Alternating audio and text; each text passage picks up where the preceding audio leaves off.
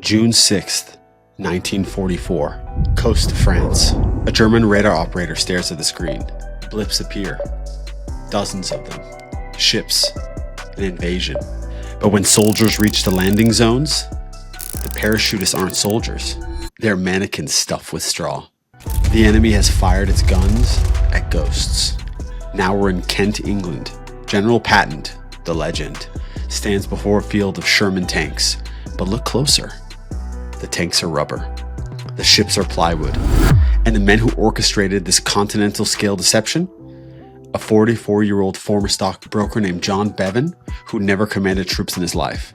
This is the story of how one man's obsession with narrative control saved D-Day, and why every founder and creative needs to understand the psychology of strategic misdirection. Welcome to Creative Discipline, where we study how bold creative decisions get made. What I'm about to tell you isn't just a war story.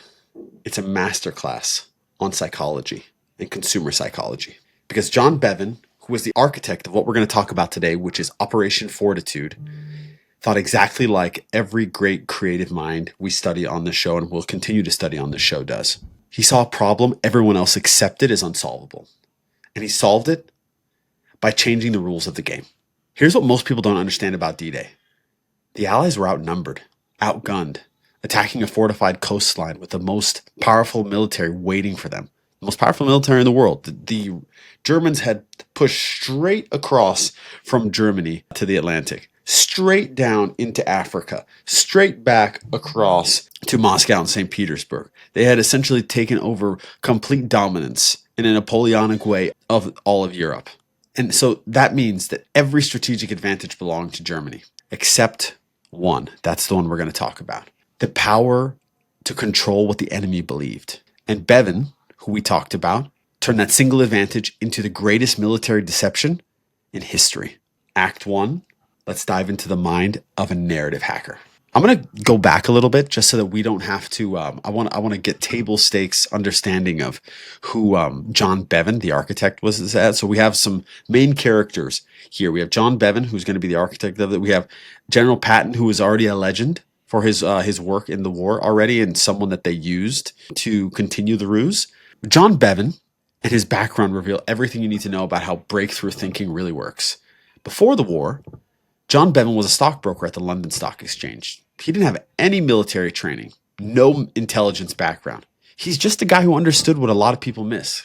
Markets are made of stories. They're not just always about numbers.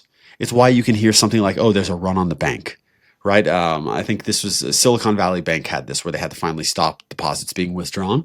It wasn't about anything but consumer confidence. So think about how a stockbroker's job works. Their entire job is reading human psychology, understanding what people believe, not necessarily only what is true, knowing when confidence matters more than fundamentals. So when Churchill came into power and created the London Controlling Section in 1941, it was Britain's deception headquarters. He needed someone who understood the psychology of belief. He didn't need a general. He didn't need a spy. These people are experts at other things. He needed a storyteller. So Bevan got the job because he thought like what we want to now call a growth hacker. He understood that perception shapes reality more than reality shapes perception. And here's his first insight. The Germans weren't just trying to defend France. They were trying to guess where the Allies would attack. They knew that once the Allies had marshaled their forces across the Channel in England, they would make a concerted effort to start pushing back into the continent. And they were trying to guess where. Guessing is a psychological process, and a psychological process that can be manipulated. So most military leaders of that time saw D-Day as a logistics problem. How do we move 150,000 troops across the English Channel? Right? You remember Chris Nolan's great movie Dunkirk, How Do We Move Them Back? Well, this one is how do we move them across to make our first incursion of the war back into the once sovereign Allied territories. Bevan didn't see it just as a logistics problem. He saw it as a narrative challenge. How do we make Adolf Hitler believe we're going somewhere else? That reframe changed everything. It changed the course of the war.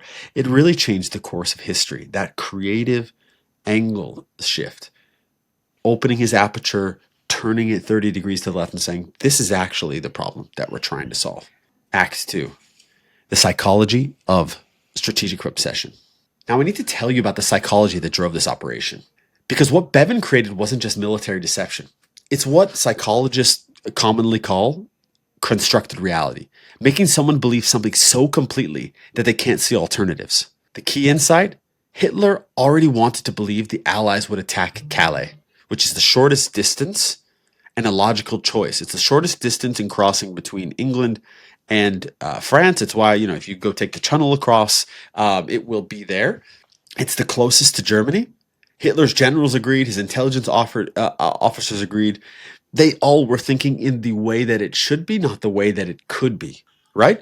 Bevan's genius in this situation was feeding them into the exact belief that they wanted to believe instead of fighting it, and knowing that they were going to lean into that, right? So I'm going to give you a reframe here. Think about when Steve Jobs launched the iPhone. He didn't just try to convince people that they needed a computer in their pocket. He convinced them that they needed a better iPod that happened to make calls, right? He worked with their existing desire, not against it. I think a lot of times when we're trying to change behavior, we think we need to do the hard work instead of saying, hey, look, let's do the Bruce Lee and be like water and flow through it, but reroute a portion of that to our own benefit. Bevan did the same thing with Hitler.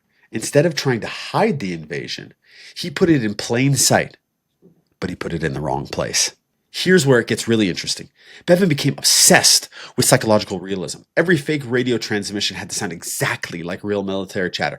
Every inflatable tank had to cast the right shadow. Every double agent that they put together in Operation Fortitude had to have a really believable backstory. This wasn't just perfectionism. This was the understanding that the psychology of belief and their systems is fragile. We see how quickly these things can change. One wrong detail, one iota of a sniff of something being fake, and the illusion collapses. So I'll give you a little backstory on this before I go to my next act. We'll look at some photos as well. They built a fictitious invasion force that General Patton actually was looking over, and there were a lot of doubts about this internally. But the idea was they were going to create dozens of planes, tanks, and boats, and even men that would live, that would go in their parachutes. And so, what I want to show you is some images of this, just so you can get a scale of the deception that went along here. So you can see these tanks are being lifted up by people. Trucks, a plane, it looks like a papier-mâché plane. People practicing what it would look like to jump out of planes and then with dummies, and a bunch of cardboard boats being towed. This is dedication to your idea. Back to our story. Act 3, the double agent who changed everything.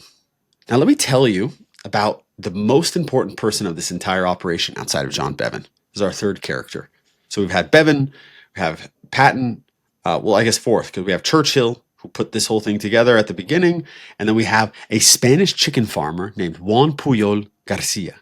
Yes, I did it. His code name was Garbo. And he might be the greatest creative mind you've never heard of. Here's Garbo's origin story. He decided he wanted to help the Allies defeat Hitler in about 1940. The problem was the Allies didn't want his help. The British rejected him. The Americans ignored him. So he decided to be a double agent on his own without telling anybody. This should be a movie. So I want you to think about this. Garbo convinced the Germans to hire him as a spy in London while he was actually living in Lisbon, Portugal. He'd never even been to Britain. How did he fake intelligence reports in London? He used a tourist guidebook and a map. For months, he sent the Germans detailed reports about British troop movements, naval bases, and military installations. All completely fictional. All based on a travel guide. This is, I don't even know. I mean, actually, you could pull this off today, but this is some pretty ingenuitive shit. The Germans loved him. They paid him. They promoted him. He got a war medal. This is absolute, pure, unadulterated, creative, radical behavior. And the discipline, the creative discipline it takes to pull this off. He was faking it till he made it, but he did it so well that everyone believes he was doing the real thing. Eventually, the British intelligence service discovered what Garbo was doing. You know what they did? They hired him immediately because they realized this guy had already built the perfect deception network. He just needed better material to work with. That's where they came in. By 1944, Garbo had created 27 fictional sub-agents spread across Britain, each with detailed backstories, each with specific personalities and writing styles. He was running a completely imaginary intelligence network, and the Germans trusted him more than their own spies. He built a media company where every piece of content was designed to manipulate one specific audience, a German military intelligence. This is a special guy. What I take from that specifically is you can create the reality you want your customers to receive. You have to be thoughtful and precise. Everything is about precision and detail.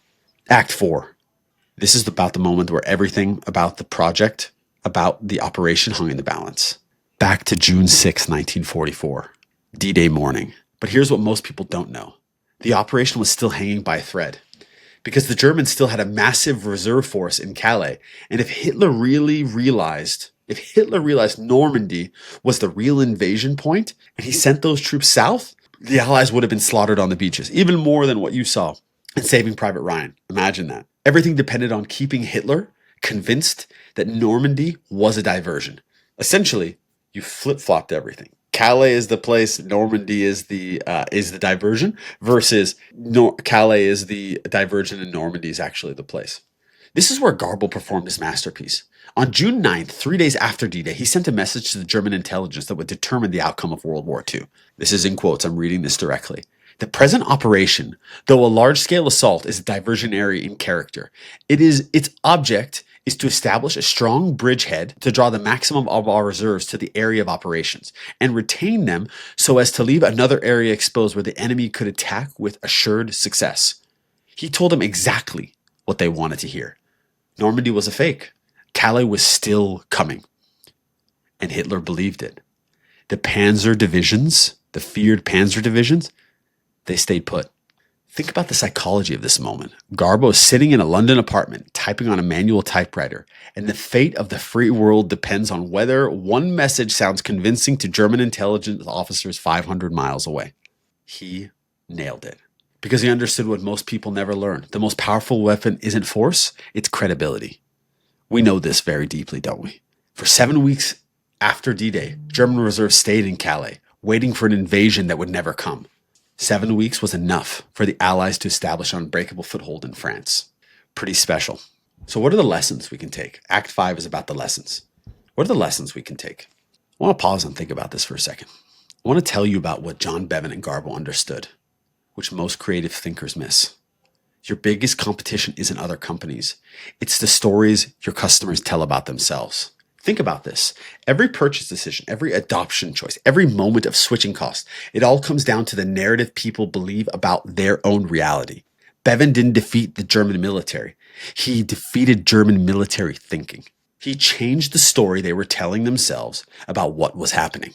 So here's the creative pattern you see in every breakthrough company. Netflix didn't just compete with Blockbuster on convenience. They changed the story from renting movies to accessing entertainment. Tesla didn't just compete with Ford on features. They changed the story from buying a car to joining a movement. Amazon didn't just compete with bookstores on price. They changed the story from buying books to accessing everything. The companies that win are the ones with the most control of narrative. Here's what Bevan teaches us about the creative psychology. First, find out what your competitor already wants to believe and feed that belief until it becomes a trap. Second, perfect execution of a simple deception beats complex execution of an obvious strategy. Third, the most important battle happens in people's minds, not in the marketplace. Operation Fortitude succeeded because John Bevan understood something people never learn. Reality is negotiable, but credibility isn't. When the war ended, Garbo had received medals from both sides, an Iron Cross from Germany for his excellent intelligence work, and an MBE from Britain for helping win the war. He was literally rewarded for lying so well that everyone believed him. That's not espionage. That is creativity at the highest level. So here's what I want you to think about. What story is your competition telling themselves about your market? What do they want to believe about their customers, their technology, their products, their future? How can you feed that belief until it becomes their weakness? Because the greatest competitive advantage isn't having better products. It's having better stories. And sometimes the best story isn't the one that makes your competitor believe they're winning right up until the end, the moment they lose. You've been listening to Creative Discipline. If this has changed how you think about narrative strategy, please share it with others who need to understand the psychology of competitive misdirection. Remember, the most dangerous creatives are the ones who control what everyone else believes about reality. Thank you. See you next week.